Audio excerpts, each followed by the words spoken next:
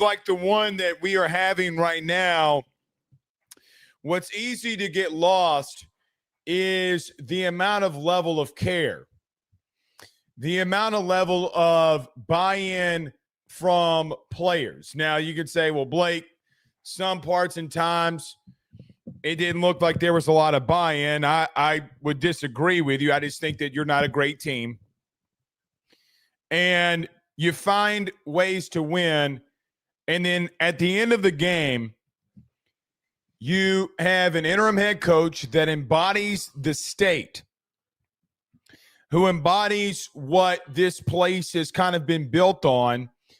And his players give him a Gatorade bath, and they go and run and get the trophy, and they bring it to him. And you sit here and you ask yourself the question, did it matter to them? You know, like if Brian Kelly would have been able to be a better leader of men, could this team have been greater? And in saying that, it probably makes you aggravated, but it's also probably the truth. They did care.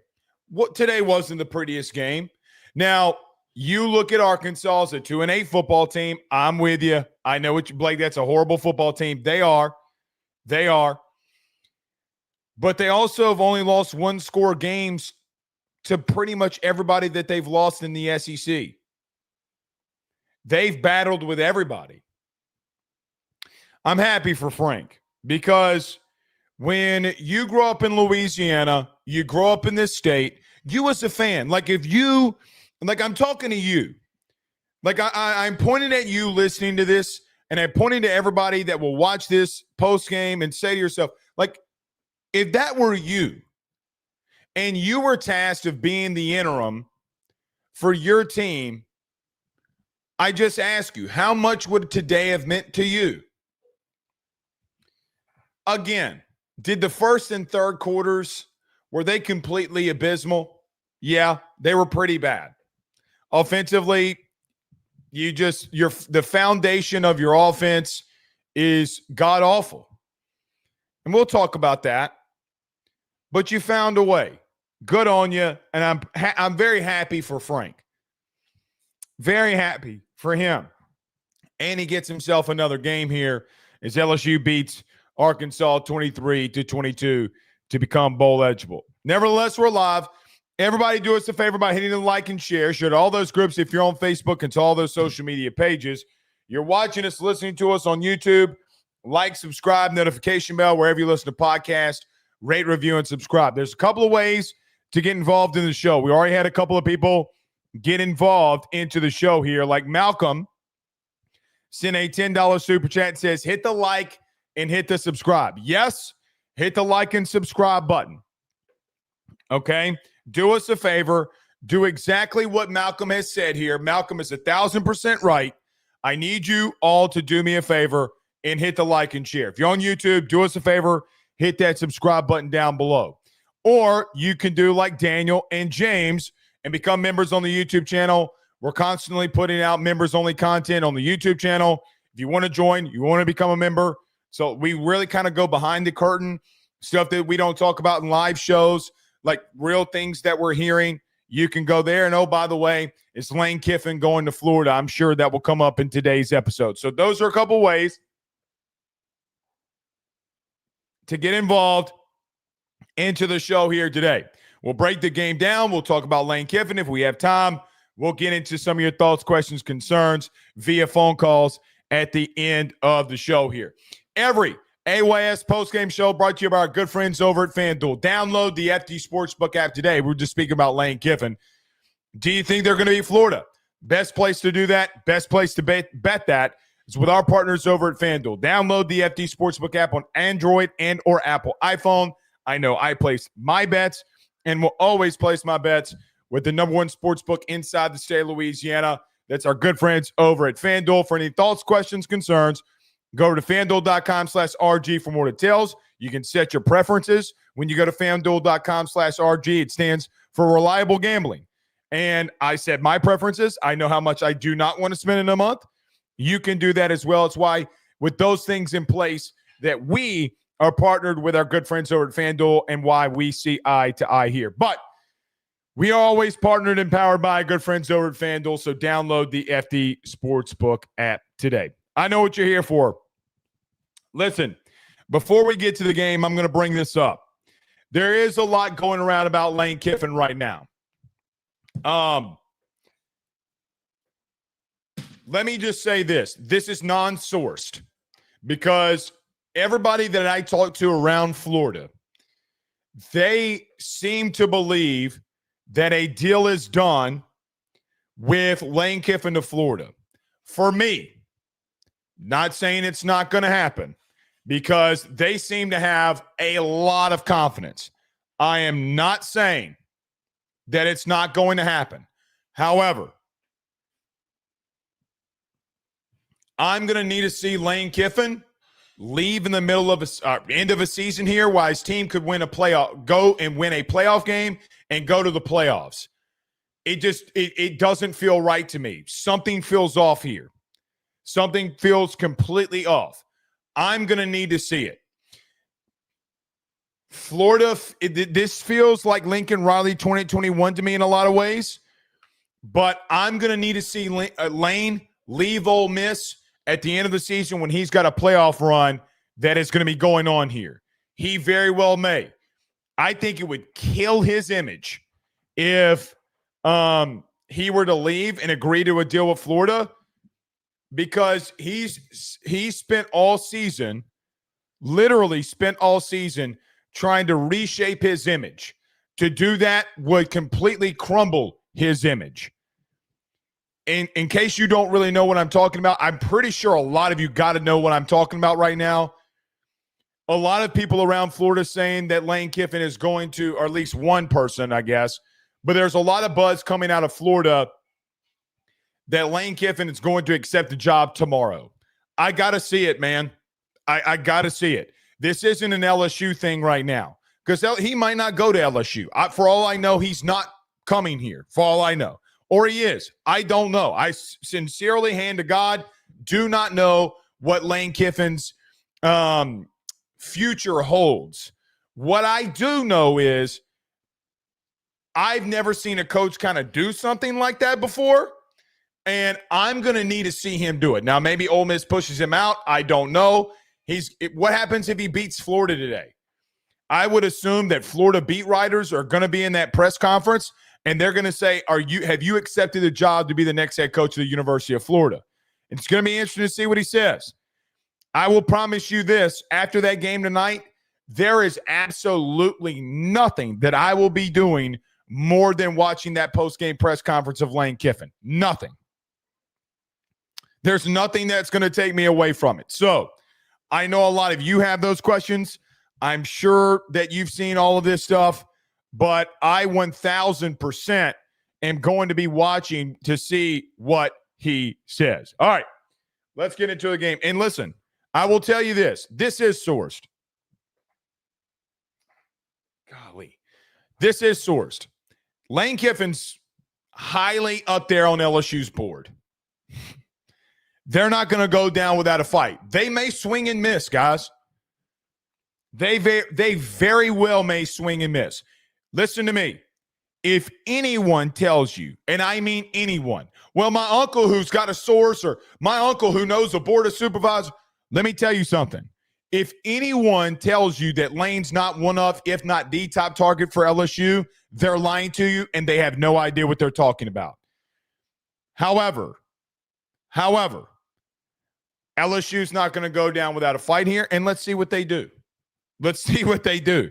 He very well may come. He very well may not. That part, I have no idea. But it's gotten very interesting. T-Bone became a member on the YouTube channel. Thank you so much. I greatly, greatly appreciate that, T-Bone. We'll continue to pump out that members-only content. Let's get to it here. So, back-to-back weeks. Do us a favor, too, by the way. Hit the like and share.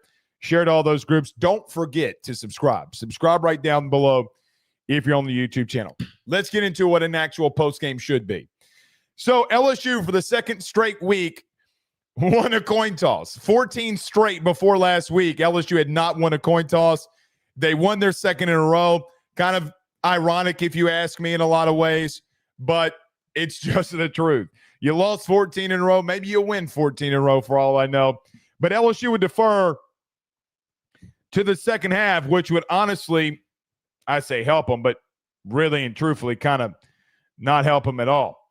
But LSU would defer. First play of the game, speed option to Washington for 7 yards. You knew that they were going to come out. And Arkansas, to start the game, hit a lot of really big plays to start. They had a roll left to the tight end and a drag back to the right. So sprint left, drag right to the tight end, hit over the middle for an 18-yard gain. Blake on Omega Blake on a drag, one-handed, goes for 17 yards. Listen, we talked about it in Keys to Victory on Thursday. Arkansas is coming out of a bye week, and you have one of the better play callers in the country and Bobby Petrino. What is he going to come out with? You had to know that he was going to come out swinging, and they did. Speed option that they don't really run a lot goes for 7 yards. You have a sprint left, tight end drag right that's wide open that goes for 18. Then Omega Blake with a drag route behind the line of scrimmage that goes with a one-handed catch that goes for 17. They were always going to come out here and start swinging, and definitely they did. But LSU would, after that, really start punching back defensively. As Washington would go for 9.5. Blake, how did they start punching back? Well, a dive right up the middle goes for 9.5. And on second and short, they run a slant that is broken up by Mansour Delane, who, guys, to be completely blunt with you, I think is by far the best corner in the country. By far. The best corner in the country. He has shown over and over and over again why he is special. He is the best player that we got in the portal this year, and this kid's going to be a star. He is I'm trying to think. I want to say he's probably just the best overall corner that you've had since Sting, but he's just really special. He's very, very, very special. So really good play by Mansour Delane, which brings up 3rd and inches. And Bobby Petrino goes old school Les Miles and goes a toss dive that is fumbled and recovered by Jack Pyburn. Look, they came out swinging, and multiple times throughout the day, you made some massive stops. Look, this defense, for what it's worth, are they perfect? No. Have they done a lot of things that have been, how do I want to say this? Have they done things that have been perfect throughout the season? No. Last week, you give up 20 points to Alabama. This week, you give up 22 to the number 8 total offense in the country. Again, and I can't emphasize this enough. Like, Arkansas is a very, very, very bad football team. Very bad as a collective team. Their defense is actually statistically worse than you were in 2023. Guys, the biggest lie is that offensively they are bad. No, they are not. You just had another really good performance defensively, and they made an error. Jack Pyburn was there to recover the fumble, and you get the ball back. Look, you took a couple of punches, and you stood firm. Something we don't talk about a lot is how momentum changes things. And I feel like when you just watch a lot of football, when your guy makes a play, that it just starts rewarding you in a lot of ways. Mansour Delane, every time he makes a play, good shit happens.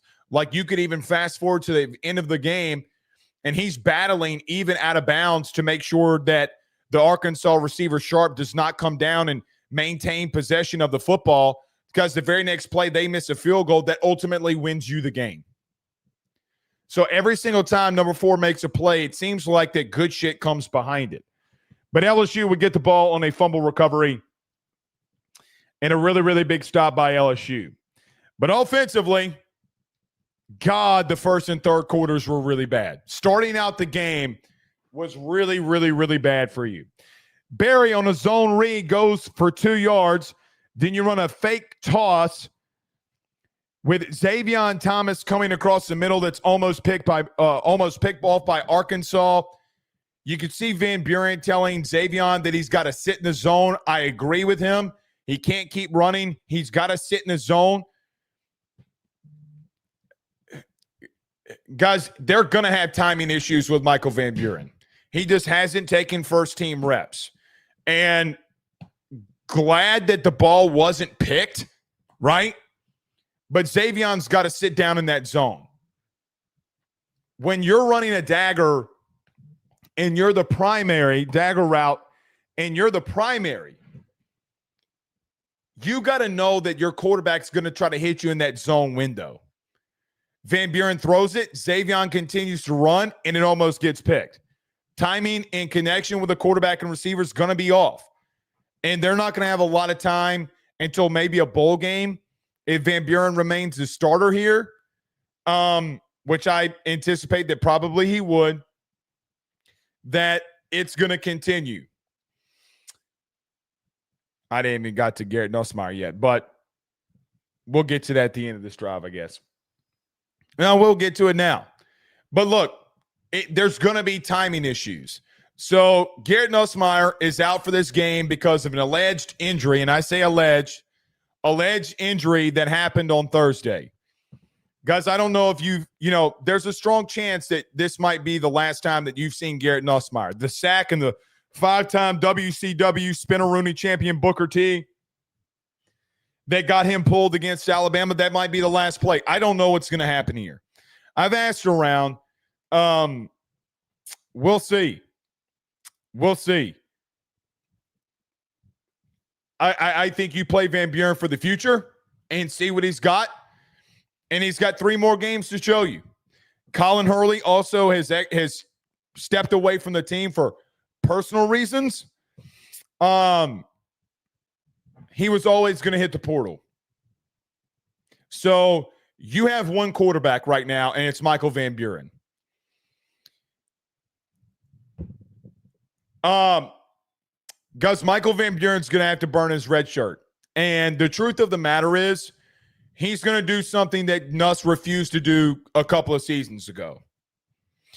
You do not have a scholarship quarterback outside of Michael Van Buren. You're probably going to have Juwan Johnson as an immediate backup here, and you're going to have to go with it. But I don't know if I anticipate Garrett taking another snap. Maybe he does. Maybe he dresses out on senior day next week. Maybe they let him go. Who knows what's going to happen here? Maybe he shuts it down and gets ready for the draft. Good on him. But if you're asking me regardless, I'm playing Michael Van Buren until the end of the season. In reference to Garrett Nussmeier's legacy, I think that it's going to come down for LSU in reference to when we look at Garrett Nussmeier, when we look at his legacy, and we remember back on the 5 years of him being here. I think that there's going to be a lot to be desired, but a lot of really good plays. A lot of really big throws, like at the SEC championship game. The throw against Ole Miss. There's also going to be things that we ask, why were you even thinking about doing what you did?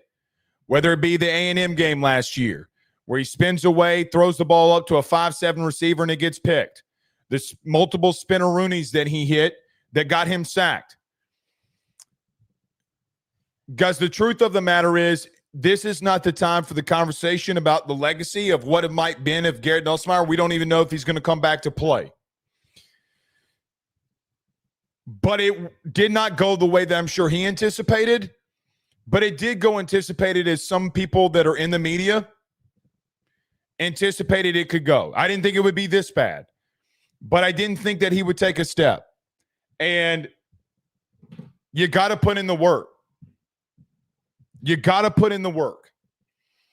You can't go on to podcasts and say what you say and do some of the things that you did in the offseason and think that you're going to take the next step. To be great, you got to put in the work. No one who's ever been great didn't put in the work. Nobody just shows up and becomes a Heisman Trophy winner. I think when this is all said and done and things come out, which I'm not going to share, it will be this conversation will be had. I'm not doing that today. I know we're deviating here off of a post game, but guys, he's been your starter for the last 2 years. And there's always, the last 4 years, there's always been an enamoration with what Garrett Nussmeier would be. Guys, Jaden Daniels beat out him and Miles Brennan. He got benched last week. Then all of a sudden he's got an injury. He tweaked something. Yeah, I got to be real with you. I don't know if I'm buying that.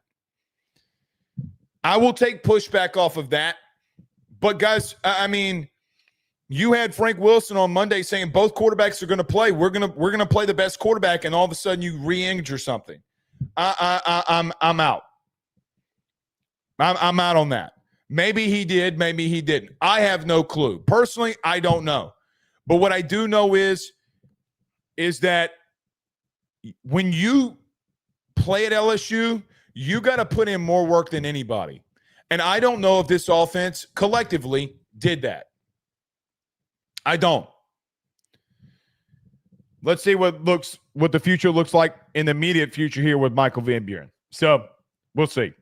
All right. 3rd and 8, Michael Van Buren scrambles for 5 yards, and you would have to punt. So a 3-and-out for your team. Then a block punt by Arkansas that is fielded and scored for a touchdown. I have no idea what Bauer Sharp's doing on the punt block. No clue. I have zero clue. Guys, I'm going to say this, and this is going to come off wrong. I do wonder about the level of football IQ that we have in some of these situations. You're not blocking anybody and you stare someone down that's coming after your punter. I don't understand it. It is just low awareness. It is bad coaching. I don't think Ahmad Anand, for what it's worth, got bad. Like the guy who's your special teams analyst who had a number 1 unit at Baylor, a number 1 unit at Penn State, he just all up and a sudden got shitty. You get what I'm saying? I'm not buying that. You got to have the awareness that when more rushers are coming and you see the guys coming in and you're in the protection part of the punt team, hit somebody. No, listen, if a cornerback is able to come on a pressure and run over Bo Bordelon and run him over and jump up and block a punt, you live with it. You don't double team a guy. You got to take the outside container, get a hand on him. That should have never happened. But yet again, you had a punt blocked a couple of games ago. Guys, they did the same thing on the other side of this where the punt got blocked. I mean, special teams, man, like, I just don't think Ahmad Anand got shitty. When he had multiple number 1 special teams units at the FBS and FCS level, and now all of a sudden, like, you don't know basic principles. Guys, you have a punt blocked, and you're not executing basic, simple principles. When this season's all said and done, I think that I'm going to look back and say to myself that we didn't know how to do the little things right. You know, Brian Kelly, when he came here, said, we're going to do the fundamental things and the little things right. Bullshit, you are. You never did the fundamental things right collectively as a team. You did it in 2022 when you had a senior latent team who knew what the frick to do. It is lack of awareness. It is lack of IQ as an overall team when you just can't execute the very small little things. That is basic junior high level understanding. Hey, let me get an arm or a hand on a guy that is coming off of the edge that is going after the punt here. I don't know what we're doing there, but regardless, the punt is blocked. Arkansas would score, and we would get the ball back. Second possession for the offense, it would be a 3-and-out as you roll right, and Michael Van Buren misses Aaron Anderson. Barryon Brown goes for a screen for 3 yards, which would force 3rd and 7. And Michael Van Buren, after a really bad Carius Curran block, is flush right, and Trades Green is hitting the chest, and he drops the football on a rollout right, and you have to punt the football. Clunky. I don't know if there's anything that I like clunky or chunky. Well, maybe chunky. Like I like my Rocky Road a little chunky, mega pause. But clunky, man. Just really bad, really bad offense. Catch the football. We're going to, in this entire game, we're going to talk about missed opportunities. Cortez Hankton. Listen, bottom line is, of all the coaches that could remain on the staff, because there are some. If you were asking me, Cortez Hankton's the first one out of the door. Now, well, Blake, that's straight as green, but drops overall, tomorrow I'm going to look and see who leads the SEC in drops. You got to be up there. It's abysmal. But complete asinine. You would line up to punt, and Grant Chadwick would punt the ball 25 yards. Guys, special teams legitimately kept this team in the game. That just cannot happen. All right, second possession for Arkansas offensively. They had the running back in the flat for 9 yards, dive for Hill. Harold Perkins on a slot blitz gets a tackle for loss, would bring up 3rd and 2. Deep drag to Brown is missed, but Arkansas would go for it on 4th down. Guys, I think Bobby Petrino, let me stop right here. I thought Bobby P called a really bad game. The reason I think he called a bad game was he did not run Taylon Green enough. Taylon Green on the day, for what it's worth as far as rushing, had 17 carries for 70 yards. Now, a lot of that you would say, well, Blake, that's a lot of carries. He didn't have enough designed runs. This team cannot stop a quarterback that can run if you design things.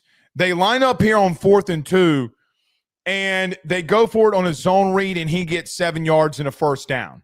What are we doing? Guys, it is a basic zone read. There was a reason that Patrick Payton got taken out halfway through this game. If there is a player that I question, like, hey, is this guy melded him? I do think it could be him, because the principles there are lackluster. But they get a first down. Sharp on a reverse goes, the wide receiver reverse goes for 11. Back-to-back runs goes for a total of 9. So they're really moving the ball here. 3rd and 1 on a toss dive, gets stopped for no gain, Jack Pyburn. So the play they ran that had the fumble, they run it again, and Jack Pyburn's the one that's in on the stop. If Jack Pyburn played against LSU during the Les Miles days, he might have had 1,000 tackles. But big stop there on 3rd and 1 by Jack Pyburn, who had a big day.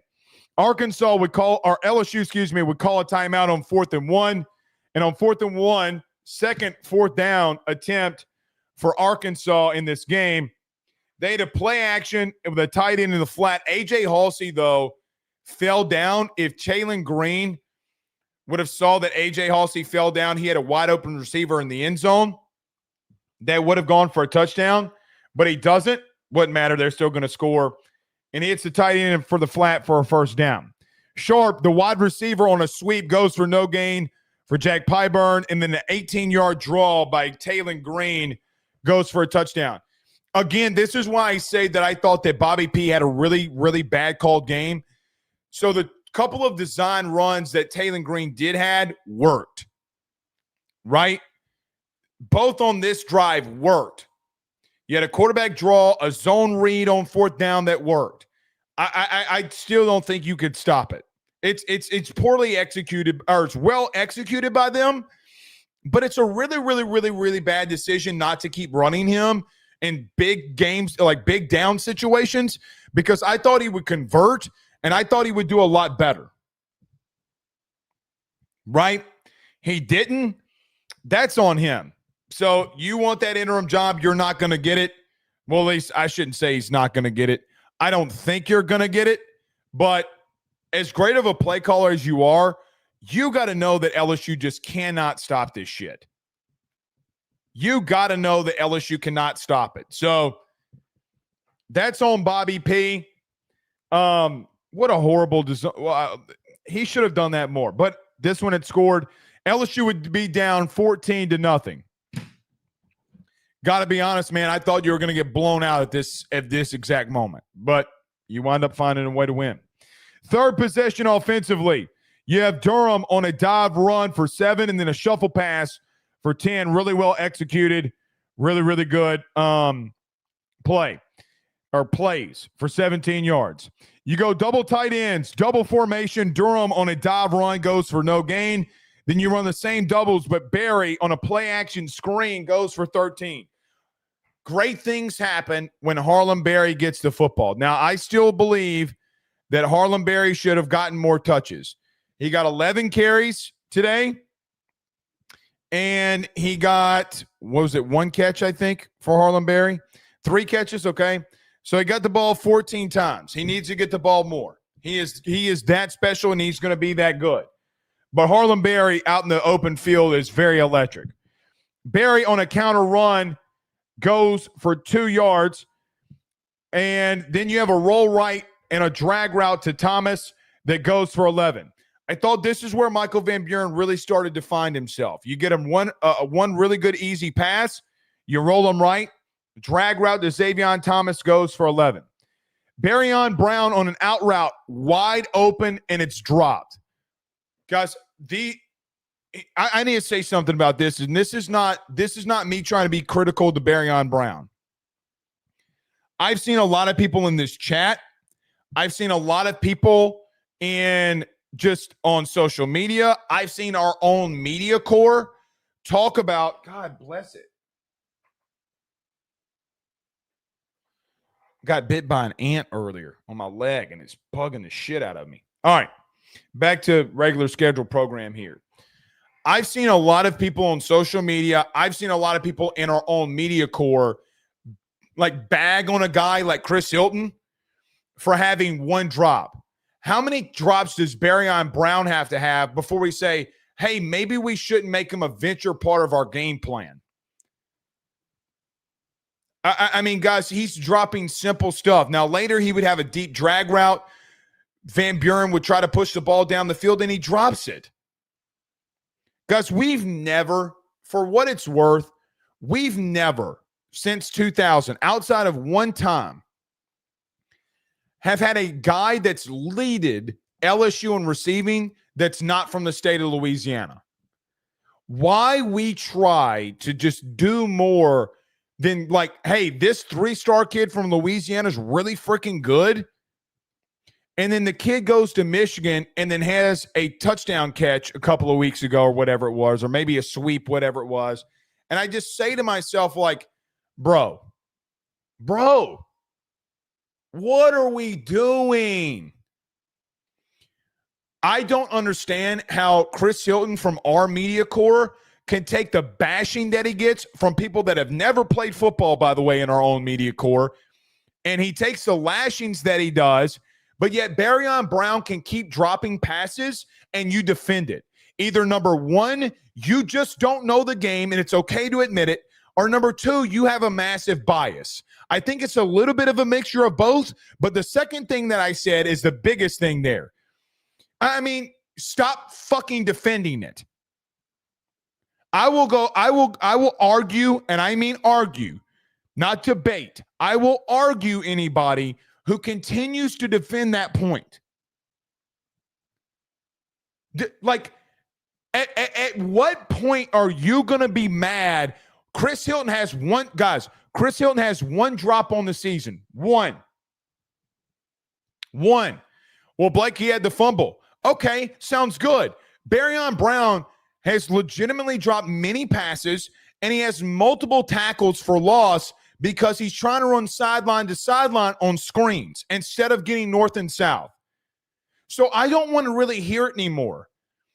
I don't want to hear that some of these guys, like today, Destin Hill probably made the most athletic play from a wide receiver today, not named Xavier Thomas. Play him.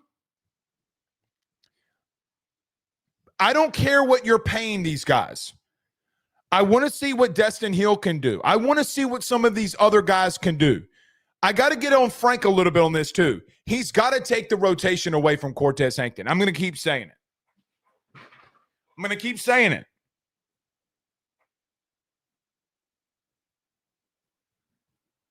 You're playing your favorites better than the best player. I think Barryon's a good player, but he has a case of the dropsies. I mean, this is continuous. It's continuous. So we will completely just go after one dude with one drop and justify everything else. Again, stop having bias. A lot of you had the same bias for Garrett Nussmeier, and he got benched. Oh, Blakey got hurt. Ask around if you can. Xavier Thomas on a screen goes for 5 yards, and it would be the end of the first quarter. 3rd and 5, a 27-yard check down, or 27-yard check down.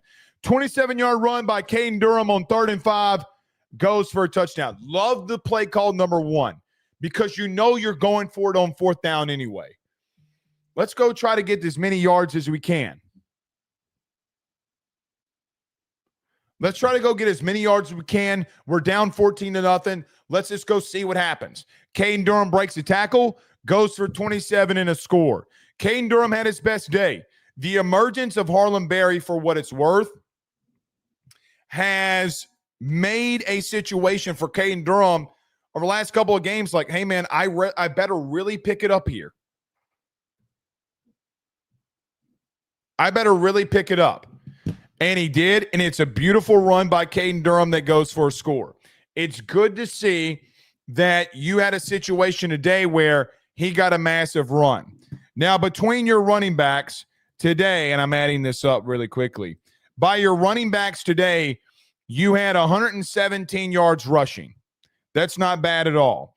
But if you add in, and I'm not calling the BS runs, but guys, you had 155 yards rushing today, which I'm going to have to go and check this. I don't think that you had more than this against Southeastern. Was the most that you had on the season. Good for you. You were able to run the football in the worst run defense in the SEC, which was Arkansas, by the way. All right. So you are down a score 14-7 now, and you get a massive, well, I say a massive stop, but Arkansas really shoots themselves in the foot. Arkansas has an outside zone run that goes for 9 yards, but it gets called back for tripping. That Hill would get so really kind of the biggest thing there was the tripping that put him massively behind the sticks. Hill in the flat goes for 6 yards. Green scrambles for 4. Harold Perkins in on the stop. And on 3rd and 15, you have a Green gets flushed, and Perkins comes in on the stop.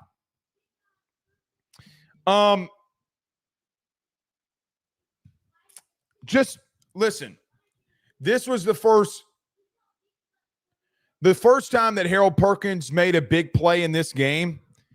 If Harold Perkins played Arkansas every week, he would be the number 1 overall pick in the NFL draft. He kills Arkansas. You know, I think, 2 years ago, he had 2 sacks versus Arkansas. Then you had the 4-sack performance as a freshman. And then today you had the interception and then the sack, multiple tackles for loss. For whatever reason, Harold Perkins has the number for Arkansas. Just a really, really big day for number 7. I got to be real with you. I thought last week was Harold Perkins' best game of the season. Today trumped that. But since Brian Kelly's been fired, boy, Harold Perkins has had 2 really good games. I don't know what to even make of that. But it is factual. It is factual. All right, stand by, guys. Stand by. Stand by. I see the screen. Stand by, Brandon.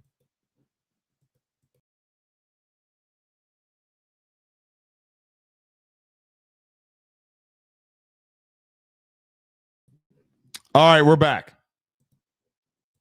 We're back. Maybe I got too many things going on in the studio here. Brandon, I'm going to need you to do me a favor. Turn off the yes. I'm turning it off on my side too. Yep, turn it off for me. All right, guys, stand by for me for just a second. We're going to try to make sure we clean this internet up here. All right, so Harold Perkins with a big stop. Fourth possession offensively. You go down and get a field goal. Durham on a run of one screen to Juwan Johnson for 2.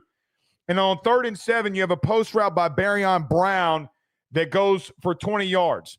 Biggest throw of the day. Absolutely biggest throw of the day by MVB. Guys, I got to be real with you.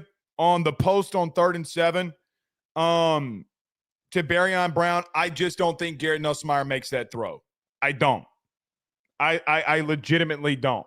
It's a really, really good throw. Set in the pocket on a 3-man rush and made an absolutely electric throw for a first down. Michael Van Buren's got some serious skills, man. He's got some serious tools. Let's see what happens here. If he can put together a couple of good games here, be interesting to see what his future holds. But that's a massive throw. That's a high-level throw, guys. Look, MVB will rip it. He will rip it.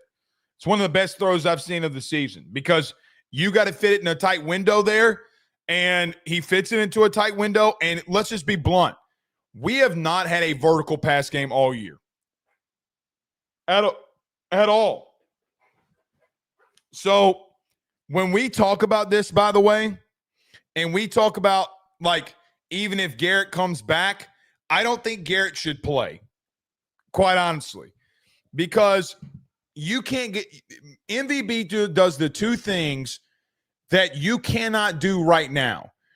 He got you vertical against Bama multiple times today, and the scrambling, just the mobility that it's better than Garrett's. So for that reason alone, and that starts when you have a big play like that and you're pushing the ball down the field with your wide receivers, that's just the reason why I think even if Garrett were to come back, you need to. LSU tries to run a counter run, but trick, kind of like a little trick counter that MVB is tackled behind the line of scrimmage for 6. I didn't understand the little running back go flat, then fake it, then kind of come back with a counter. It's just too long developing of a play. Way too long developing of a play. I get what you're trying to do there, but I didn't like that play at all. You ran it multiple times. They got you nothing. Xavion on a screen goes for 11 yards. Really, really good play. So you have a 3rd and 5 here after a massive loss on first down, and Michael Van Buren hits a check down to Caden Durham for 22 yards. They sent the house. Beautiful read by Michael Van Buren. He hits the check down, what they really call an angle route.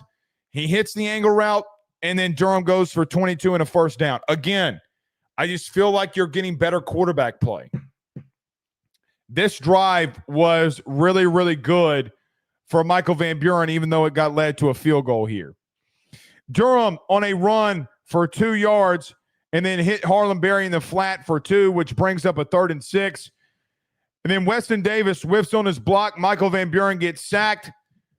And you would line up for a 50-yard field goal, and you would make it by Damian Ramos, and you're down 14-10. I know that they moved Ori Williams to left tackle. I know they put Weston Davis at right tackle. I get it, I guess. I get it. I get what you were trying to do, but I don't know, man. I don't know. You're benching Carius Kern mainly due to the fact that he's a guard trying to play tackle, and you're blaming him for it. Guys, I got to be real. Brad Davis has done a horrible job. Look, I haven't said this. I've been kind of staying away from this whole thing with Brad Davis, he's done a horrible job. Development, just overall understanding of what we do as a team, I think you've been horrible in it. I think you've been god-awful. He's not going to return either. So, yes, I get trying to put Ori Williams at left tackle. Guys, Ori Williams has 6 straight quarters where he's done pretty freaking well.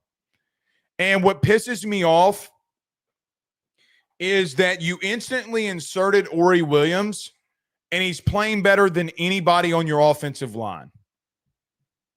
That's what pisses me off. How have you gone 10 weeks and not seen that at practice? It's one thing for us in the media to not have seen it, but how did you not see it? You're getting paid $1 million to make sure. You're getting paid $1 million to make sure that you didn't have a better tackle, and then you threw out DJ Chester. Now, sidebar, DJ Chester, from what I understand, is not going to play another game this season either. How do you not know? That's my question. That is Rudy Poo.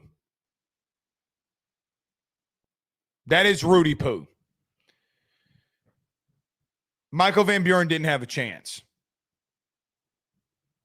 God awful. 50-yard field goal is good. Fourth possession by the Arkansas defense. And on the first play, Taylon Green is flushed right, and Harold Perkins jumps a route into triple coverage, and the ball is picked. Harold Perkins, man, just had a sack, just had an interception. I mean, Harold Perkins came to play, man. You know, again, I started off the postgame saying that it's interesting when you have a guy like Frank Wilson, you want to know if your team's playing well, ask Harold Perkins, or playing hard, excuse me. Ask Harold Perkins. Ask Harold Perkins. Dude, this has been the best 2 games for Harold Perkins the last 2 years. The best 2 games that Harold Perkins has played have come last week and have come this week post Brian Kelly. Why is that? That is a beautiful play by Harold Perkins in coverage. It's a horrible throw and a horrible decision by Taylon Green, but it's even a better play by Harold Perkins.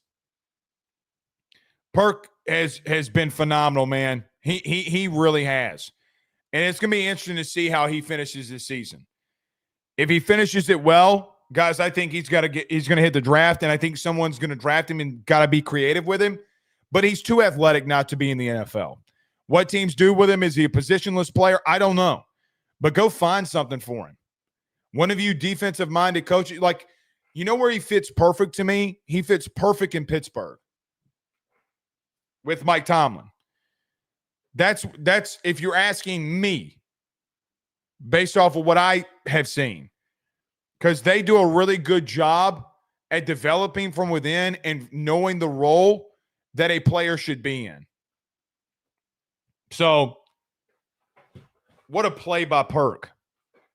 I wonder if Brian Kelly's saying to himself, why wasn't Harold Perkins doing this when I was there during the season? Well, maybe if you would actually gave a shit, he would have cared. Harold Perkins, here's another thing. Harold Perkins going out there to just play instead of having the green dot, because he has not had the green dot, meaning the communication with Blake Baker in the helmet. I do think it's funny that Harold Perkins also, post having Blake Baker in his ear for every play, has played better. That's not missed upon me. What is not missed upon me is that post Harold Perkins, not having Blake Baker letting him think about a lot of things, has played the best football that he's played all year. Something to keep up in that. 5th possession offensively, Barry in the flat off of a play action, throw in the flat for 9. Caden Durham with a dive goes for no gain. Let me stop right there. Why is it that when we have a running back that gets 9 yards, we take him the fuck out? So wait a minute. Harlem Berry, the number one running back in the country coming out of high school, gets a play for 9 yards, and then you take him out. Guys, that is bad coaching. I'm sorry, but that is bad coaching. Why? The linebacker just went sideline to sideline with Harlem Berry and could not catch him. So then you take him out? Guys, there are things that I get. There are things that I understand. That one's not one of them. 3rd and 1, Caden Durham again. Right up the middle on a dive, goes for no gain on 3rd and 1. Again, stupid. Offensive line. LSU lines up on 4th and 1, and Ori Williams, as I just got done talking about him really good, is called for a false start.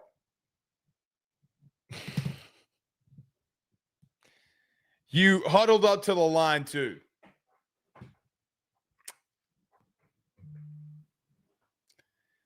At this point, it's on Brad. At this point, all of the lack of communication. At this point, I just feel like that you have I mean, guys, it's got to fall on Brad. It falls on Ori too. But brother, it's your unit. It's your guys. I do not like the level of IQ that we show sometimes. Guys, in my opinion, in a critical moment like that one, as a tackle, all you got to do is kind of catch the block and make sure you don't give up inside penetration on 3rd and 1. You can't jump off sides as a tackle, is what I'm saying. Again, like, let me say this. This is how I was taught. So I get what is taught and that you run the play or whatever. There are a lot of offensive line coaches when it's 4th and 1 and you're out of the shotgun and you're running a dive, like a basic dive. By the way, Durham would have gotten the first down. You're just taught to step in and run. Anybody that gets in your path, run them the fuck over. It's called wedge blocking. When everybody comes in and just tries to get internal push, just get pushed because it's only a yard. You're not trying to really make a play. In those situations on wedges, if a guy can come off the edge and make the play and go right down the line of scrimmage, you allow that to happen, quite bluntly. So it looks like that's what Ori Williams was doing. Kind of looks like the snap was a little delayed there, if I remember correctly. Just god-awful. You'd line up for a 47-yard field goal. It would be good, and you're down 14-13. You just shot yourself in the foot the last 2 drives because of stupidity. 5th possession, defensively, Arkansas would jump off sides. Then Harold Perkins would have a sack. Guys, 3 straight possessions in the first half. Harold Perkins is dominating. You got the stop that forced a punt 3 drives before. You had the interception that followed. And then on the 5th possession for your defense, the second play, technically first, I guess you could say, he has a sack. It's just so beautiful, man. Again, he's playing better without the green dot for whatever reason. Harold Perkins is just going off. Went off today. Let me say this. I thought the MVP of your entire game was Harold Perkins. Because this thing could have gotten very bad at the end of in the first half. Like, it could have gotten very bad. Guys, you're down 14-0 and you need multiple stops. And it's Harold Perkins that keeps making plays to give you a chance to get back in it. Right? Like, I mean, that's kind of not even a question at this point. I would make him the MVP of my game, to be honest with you. 3rd and 10. Deshaun Spears comes on a safety blitz and gets a sack. Great play call by Blake Baker. You had a looping Harold Perkins as well, which was a really good play design by Blake. And you get a safety blitz, just a really good design. This is one thing I will say about, and something I want to mention about Brian Kelly. Blake, where are you going with this one? Everybody asked about what's the difference with this team with Brian Kelly being out. I think it's not going to show up on offense. I think it's showing up more on defense. And let me explain. Last week you heated up Ty Simpson, and then today you heated up a very elusive and very good runner in Taylon Green. And you got multiple sacks, one from Harold Perkins, and then here again with Deshaun Spears on 3rd down.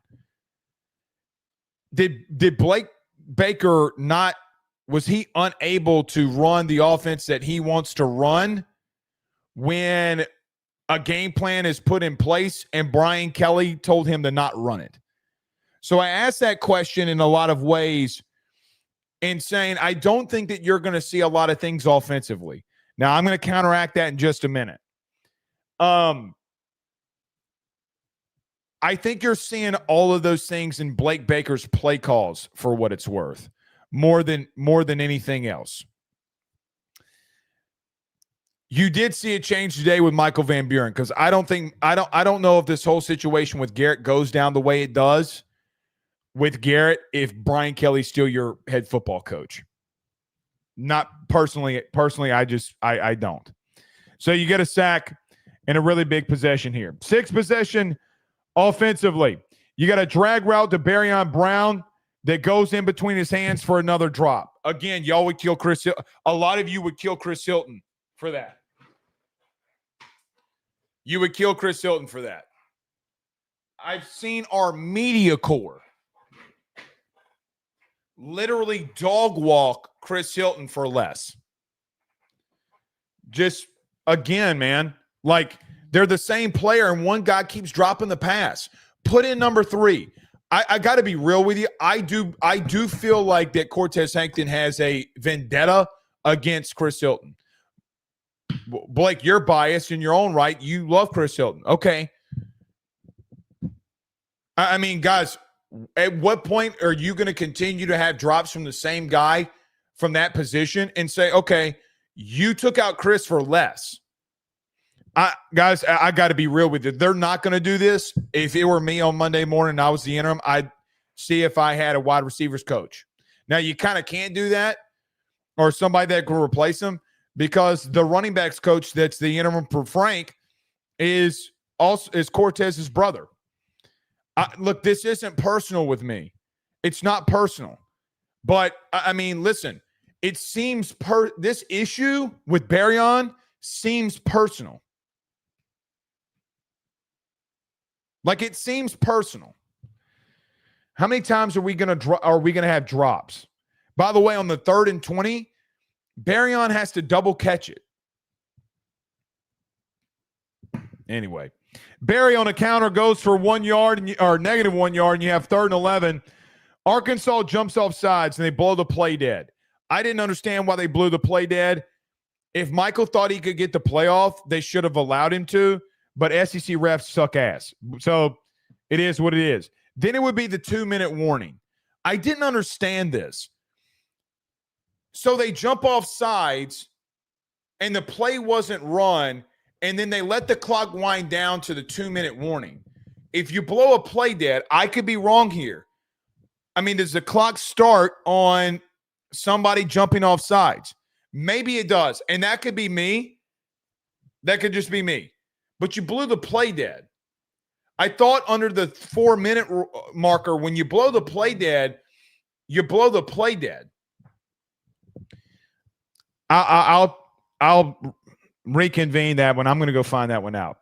So anyway, Blaze play is blown dead. 3rd and 6. You have a pass interference on Xavion Thomas. They said he picked a guy. No, he didn't, which forced a third and 21. And you had a kind of like a small little wheel route to Harlem Berry, and he drops it. Guys, I got 4 drops in the first half. Now, let me just say this. Michael Van Buren on the day went 21 of 31 with 4 drops in the first half. We've just went through them here. It wouldn't be the last. So when we're going to talk about MVB in just a moment, do I think he played great? I don't want to say he played great, but he had 4 drops in the first half. 1 from Barry here, 1 from Green, and 2 by Barryon Brown that have got to be caught. Truth of the matter, were there some throws that I think that Michael Van Buren will want back? Yeah, the one that almost got picked to start the drive. But, guys, he had 4 drops in the first half that are hitting dudes in the chest. Then the one on the drag where Barryon Brown is kind of trying to come down for the ball. Guys, I'm sorry, that's got to be caught. It hits you in the chest. It hits you in the belly. That's got to be caught. Trey Dez's, if you want to say it was a difficult play, then fine. I'll give you that one.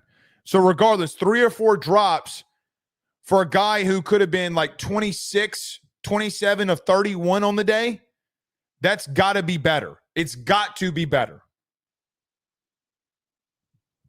Not good enough. So you punt the ball away. 6 possession, and right before the half, you give up multiple big plays. You got a PBU hitch by Pickett in between that, but Washington would go for 13 on 3rd and 8 on a simple dive.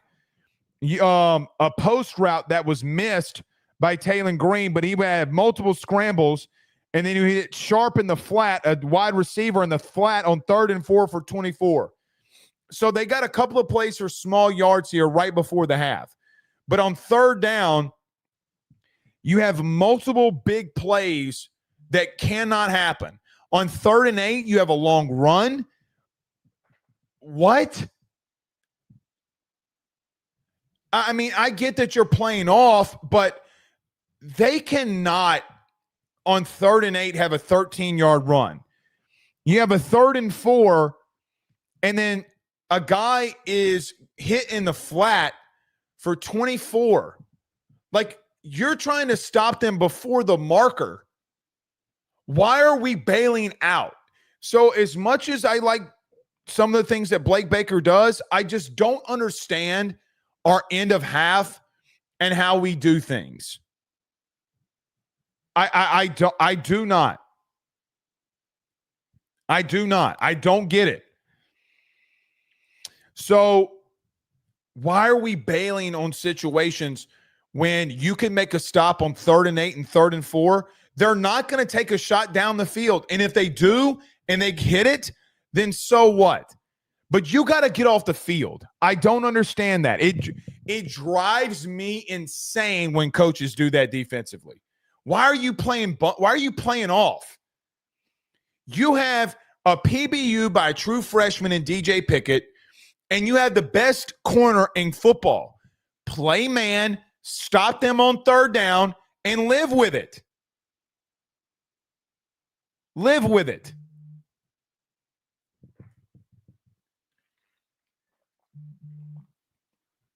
As Alabama misses a field goal there right before half. That's hilarious.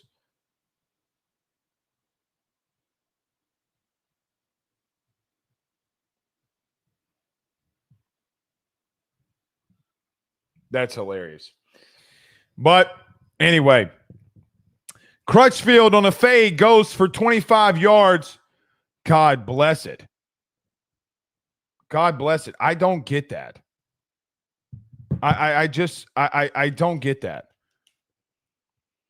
Anyway, 1st and goal, Green on a draw goes for no gain. Jack Pyburn on the stop. And then on 2nd and goal, Mansour Delane undercuts a route and picks the ball off. Guys, there's not enough that we can say about Mansour Delane. He is the best corner in college football, in my opinion. It's the best portal addition that I think that maybe that you've added in your tenure.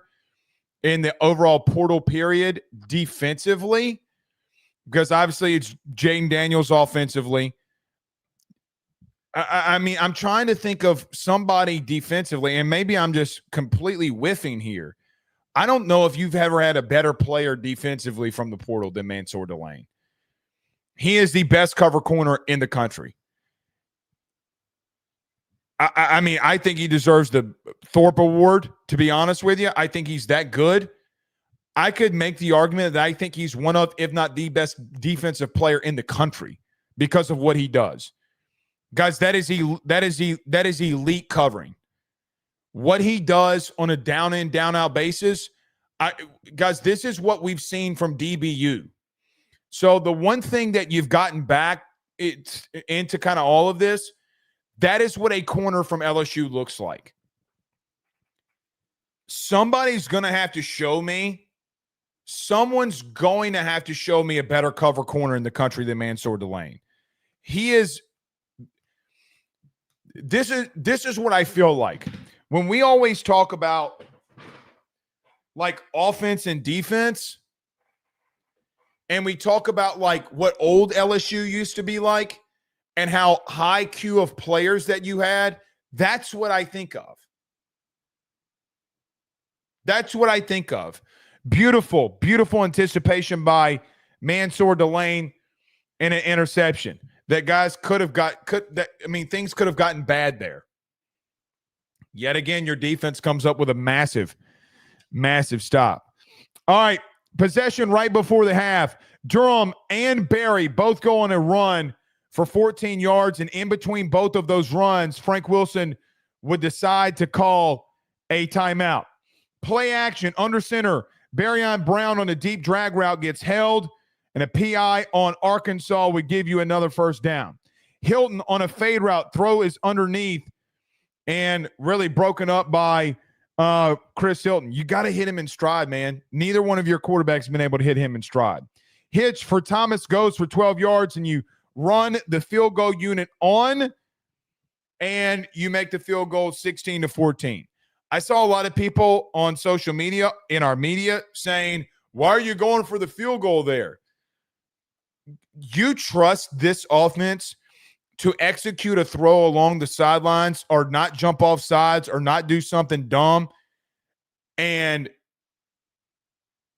be in a situation where that they don't do something to shoot themselves in the foot? You want them to run another play with 7 seconds left with no timeouts? I'm sorry, but the media member that tweeted that, brother, go to bed. Take a gummy and go to bed. How many times is this offense going to shoot themselves in the foot that you just go for points? You want them to go and take a 40-plus yard shot downfield and try to score? I get wanting to be aggressive there, but you're going into the half and you get the ball back. And you just had 2 drives where you're getting, or actually 3 here, you would be getting points. I don't get that. I thought it was a good decision by Frank. You ran on the field goal unit. You lined up for a 42-yard field goal, and you scored. And you got a score. So you go into halftime that we would have to kick it off. They squib kicked it. But you go into halftime 16-14. 8th possession offensively. Guys, to start off both the start of the game and the third quarter, we were so god-awful on offense. So god-awful on offense. 8th possession offensively. You had a fade route to Thomas that went for 34 yards, and then a run by Harlan Berry, and then just a really bad plays that would go from here on out. Very next play, Michael Van Buren is flushed. Carius Kern whips on a block, and he gets sacked. Just you're playing a guard. You're playing a guard at tackle, and we just think that it's supposed to work here. I don't know why we continue to put Carius Kern at tackle.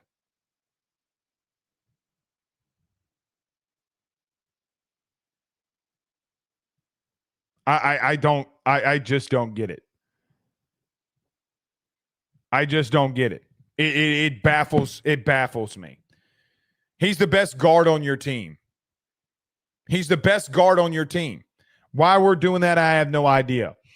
3rd and 11, Green Right up the middle, it is incomplete. I thought that should be third PI, but 3rd and 11, that pass falls incomplete.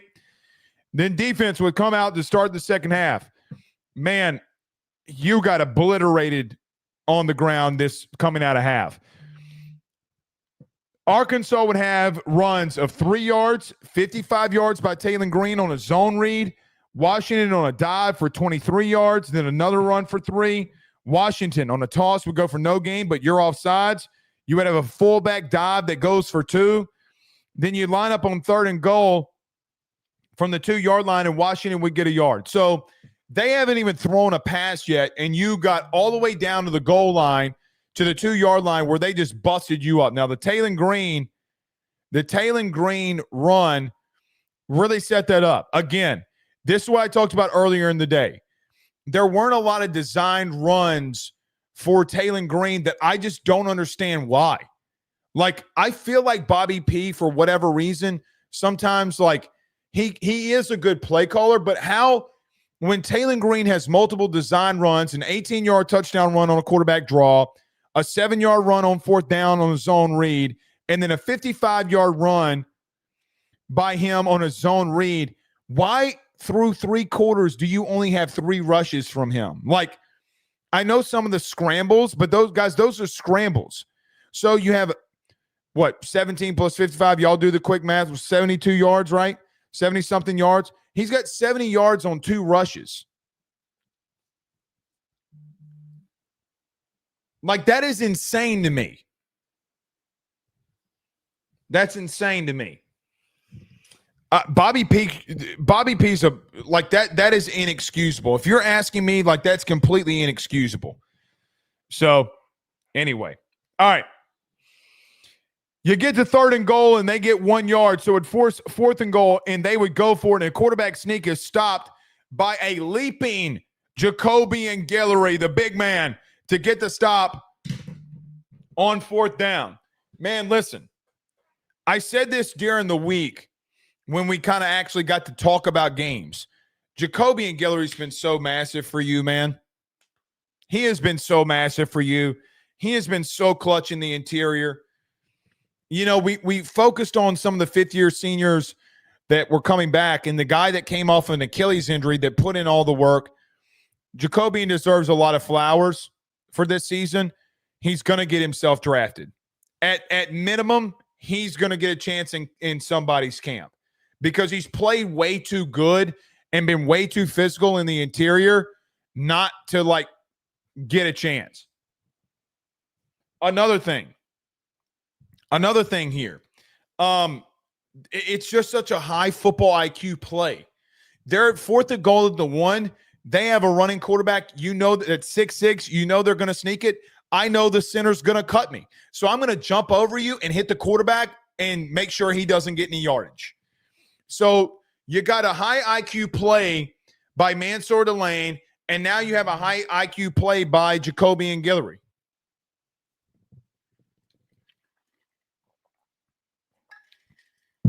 Just amazing stuff, man. Amazing stuff from him. So, big stop there. 9th possession offensively. Michael Van Buren on a sneak goes for 3 yards and a scramble for 2. And then on QB sneak for 1 yard, then a scramble for 3 would bring up 3rd and 6. And Michael Van Buren would scramble for 8 yards and pick up a 1st down. Again, guys, bottom line, when you have a quarterback that can be mobile, you are dangerous. I don't think that you can ever have a non-athletic quarterback again in your history. If you have a true pocket guy and a guy who once sits in the pocket, he's got to be an elite processor. But those are just kind of the things that happen here. Play action screen gets thrown in the dirt by Michael Van Buren. He had nowhere to go with the football. So he scrambles on the next play for 4 yards, and you got another 3rd and 6. And the pass is tipped on an in route to Aaron Anderson. You would have to punt with a big return, by the way, by Arkansas for 25 yards. Just awful. Absolutely awful. Next defensive possession. You would have a couple of runs you have a run, by Washington that goes for 2 yards. Dylan Carpenter pressures Taylon Green. He throws the ball away, and they call a grounding on Taylon Green, which would bring up a 3rd and 19. Again, why are we playing so off in these situations? They would throw a hitch for 12 yards. I don't get it. Like, I understand playing off. Don't play off to the marker, which was what we did. Like, play 10 yards off. Like, they're not, like, I don't get it. Blake, it drives me nuts. I don't get that. They hit a hitch for 13 yards, and they go for it on 4th and 6.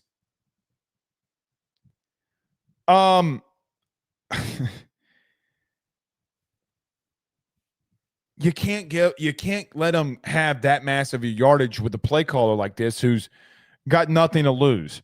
4th and 6, they call a face mask. They called it on PJ Woodland, was on Pickett. And it'd be a first down. Just brutal, man. Brutal. You had them on 3rd and 19, and the next 3 plays, you would have a face mask that would give them a first down.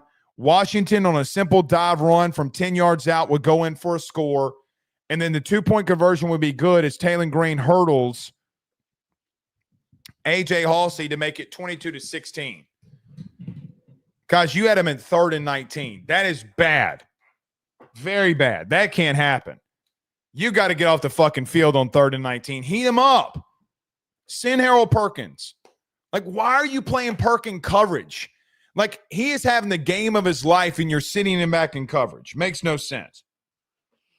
All right, but they would take a lead.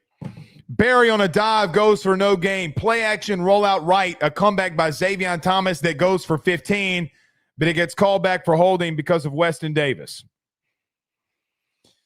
Michael Ben. God bless it. God bless it. Xavier Thomas on a screen goes for 7, and on 3rd and 14, Destin Hill would be hit on a drag route for 10 yards, and you have to punt the ball away. This O-line, man. This O-line. I mean, you had no business holding an outside perimeter guy. Oh, so god-awful. 9th possession. Defensively, you were able to force a punt, and when you got into the 4th quarter, you had a long run on an outside zone run. Perkins misses a tackle along the sidelines, but does force him out for 12 yards.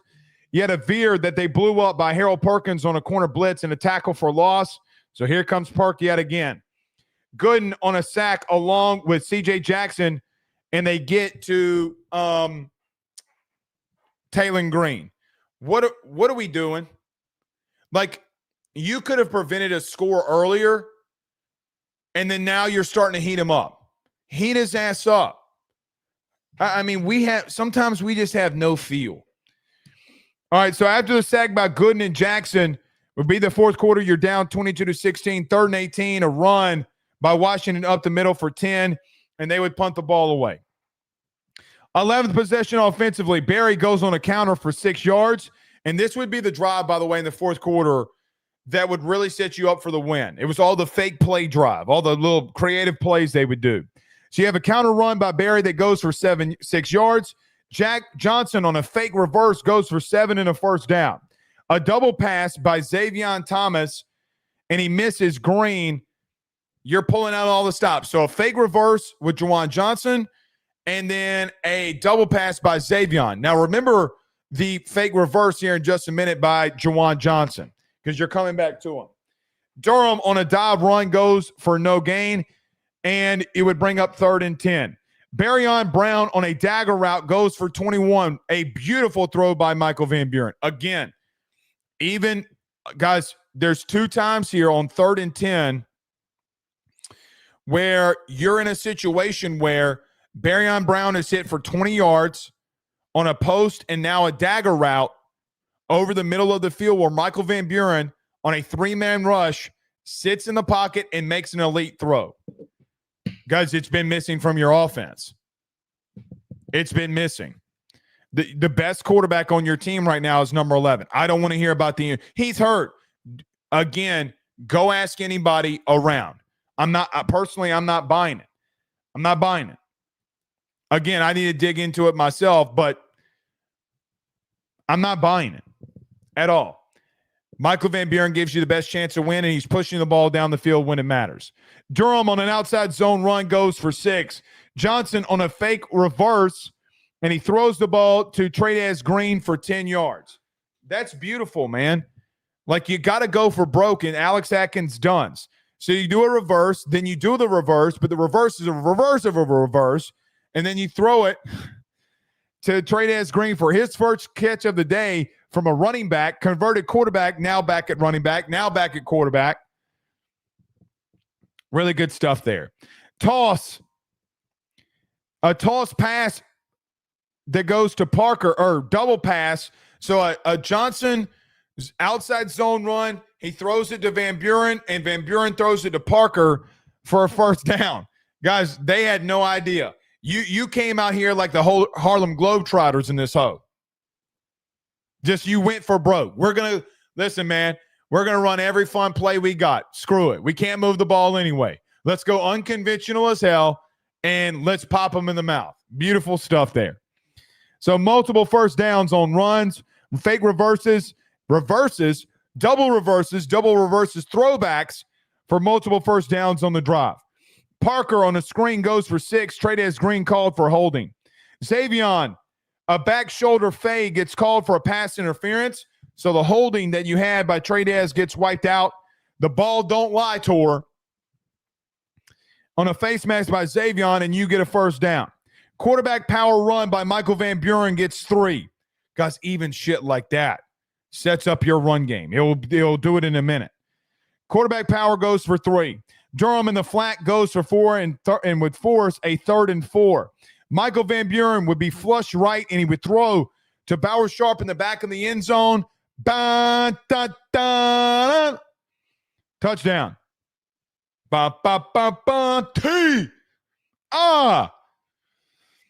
This kid's good, man. He's going to develop into a really good quarterback and a really good player. I don't know if he'll make it to the league, but his mobility, he's got a really good arm. If he's developed correctly and puts in the work, if he actually puts in the work, this kid's got something. He's got something just based off his mobility alone. So LSU takes the lead 23-22 and would be the last score. Last possession by Arkansas offensively. Brown on an in route goes for 14 on DJ Pickett. Washington goes for 13 on a broken tackle by Wes Weeks. But this is where it really starts getting going. Green is tackled for a loss by Harold Perkins on a blitz that goes for -1. You have a zone read by Taylor Green that goes for 7 that would force a 3rd and 4. On 3rd and 4, an out route by Sharp is broken up out of bounds by Mansour Delane. It was reviewed and upheld that he did not maintain possession, and a 48-yard field goal by Arkansas would be missed. The offense would get the ball back. Mansour Delane, going to keep saying it, best cover corner in the country. Your 2 best players defensively, Harold Perkins and Mansour Delane, did what they needed to do to seal it. It's why Harold Perkins is my MVP of the game. I mean, just absolutely ridiculous. Every time your defense made a big play for the most part today, it came from number 7. Game ball to Harold Perkins for me. If you're asking me, game ball for Harold Perkins. Last possession offensively, you had a false start by Bauer Sharp and a bobbled shuffle pass that goes for -2. 2nd and 16, you had to call a timeout because Cortez Hankton was rotating receivers in with 6 seconds on the clock left. I don't get it. Chris Hilton is in. He gets taken out with 6 seconds left on the clock, and you got to call a timeout. What are we doing? I'm beating a dead horse here. I'm not even going to go off. What are we doing? So stupid. So stupid. 2nd and 16, Michael Van Buren scrambles for 35 yards, and guys, it ended the game for you.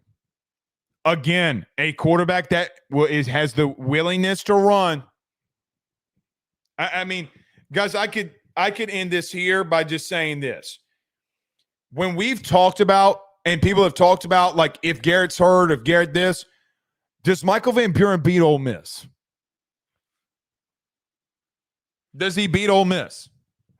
Does he help you beat Vanderbilt with just being able to run the ball? You know, Brian Kelly's inability and Joe Sloan's inability to pull Garrett might have gotten him fired. It might have legitimately gotten him fired. The scramble for 35 yards to end the game. And again, Blake, Arkansas 2-8. What the hell are you talking about? It's a bad team. You're right. They are a bad team. Ask A&M what happened against A&M happened against Arkansas. And A&M smacked your cheeks. They buttered you up like a Texas Roadhouse roll, brother. And they spanked that ass. The game that got you fired. It ended it. You would have runs by Durham for 5 and 3, Berry a run for 4, and then Harlan Berry on the long 15-yard run that would end the game. And then sliding down at the end. And I saw a tweet by Frank Wilson earlier, not by him, but him at the podium saying, yeah, if Harlan Berry wouldn't have slid there, he would have not played. Which is funny. You kneel the ball twice, and that would be ball game. Look, man, I love a win. It didn't come without its challenges. It didn't come without its issues, right? But your defense stood firm against 2 really good offenses. And I think that we need to point that out. Alabama's a good team offensively. Arkansas is a really good team offensively. Because they were coming into the game, they were top 10 offensively. Or top 10 yards in offense. They were number 8. That's a really good offense you played. It's a really good play call you played. Now, I disagree with him with not running Taylor Green more. I mean, it's been 2 weeks since the concussion. But I'm old enough to remember when Jayden Daniels ran for over 200 yards on Florida a week after a concussion and didn't even practice and just did the VR the whole time. And he didn't even need it. So, bottom line, look, I love a win. I'm happy for Frank. I'm happy for this team. I'm happy that they were able to come away with a win and get the Golden Boot trophy. I do think, for what it's worth, not that it matters to everybody, I still think this team cares. I still see a lot of fight. And you go into the season, now you're bowl eligible, right? You're bowl eligible now. You'll have an extra game. You have Western Kentucky that you hope that you win, and I say hope, to get to your 7th win, potentially, and then you go into Oklahoma. You go into Oklahoma. And Frank Wilson, if he wants to be retained as the head coach, which I don't know if he will or if he won't, you go 3-1 and only 1 loss to Bama, you probably might do it. Guys, it will be in the cards. People will call for it. Players on the team will call for it. If you go 3-1 in this stretch, it's going to happen. It is going to happen here. So all in all, I think Michael Van Buren deserves to be your starter moving forward. I think he's your better quarterback. And I want to see what we got for the future here. And I think the next head coach is going to want to see what he's got in Michael Van Buren too. So we'll see. All right, let's get to a couple of super chats. We had some people become members on the YouTube channel. T-Bone, as we talked about earlier, Bobby became members on the YouTube channel along with Jordan Acosta. Thank you all so much for becoming members of the YouTube channel. Lawson says on YouTube with a $10 super chat, says not playing MVB was always the main problem. I say it every week. He's better because he runs. That helps our other problems. O-line, play calling, Bauer Sharp, LOL. What if he played earlier? Look, I'm not going to play that hypothetical. I do think that you could have beaten Ole Miss. I think you could have beaten Vanderbilt. I still think you lose to A&M. I still think you lose to Bama, for what it's worth. Potentially you don't lose to Bama, because if he makes that throw to Xavier Thomas in the back of the end zone, maybe you don't lose. Maybe if he's prepared as the starter the whole week, you beat him. Who knows, man? Who knows? Again, if you ask me, I could agree. I can agree with all of you that ultimately Sloan and BK not moving to Michael Van Buren sooner it backfired on them. I can make that argument with you.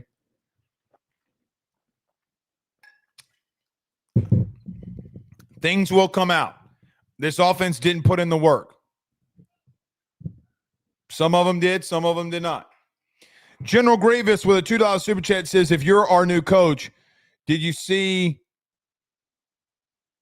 or maybe do you see something maybe in Michael Van Buren? Probably. I mean, he's got to finish the season here. And let's see where it goes from there. But there's definitely something there.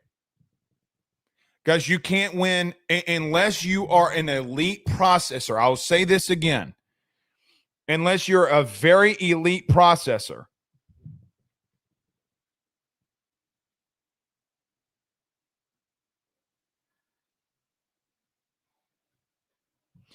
Unless you're an elite processor, okay?